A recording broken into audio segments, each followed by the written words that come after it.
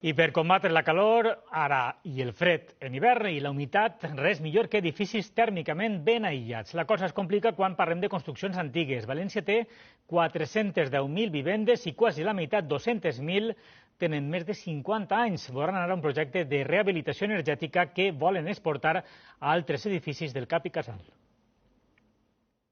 Rehabilitació energètica de proporcions gegants. 16.000 metres quadrats de dos torres emblemàtiques de l'entrada nord de València, 144 pisos, 18 altures, suro, 2 capes de morter, revestiment i estalvi també d'altura. Puede reducir la factura de luz y de gas de cada una de las viviendas en un 30-40%. Amb una pistola tèrmica mesurem ja una diferencia de 4 o 5 grados de temperatura antes y después de rehabilitar la fachada. La disparitat entre l'abans i el després la donarà este sensor que s'instal·larà en 24 vivendes durant 18 mesos. És un projecte europeu. Volem mesurar quins són realment els estalvis energètics, com redueixen les factures de llum i de gas de les famílies i també quines són les condicions de confort. Són 2 milions d'euros d'inversió, 10.000 per vivenda. Y he sabido de mis vecinos de aquí que ya están notándolo de una manera muy ostensible. O sea, yo creo que es evidente el beneficio que lo vamos a recuperar, aunque la inversión es muy potente, ¿no? L'altre projecte europeu és explicar a professionals i altres comunitats de veïns tots els passos que han fet, perquè ahir també es perd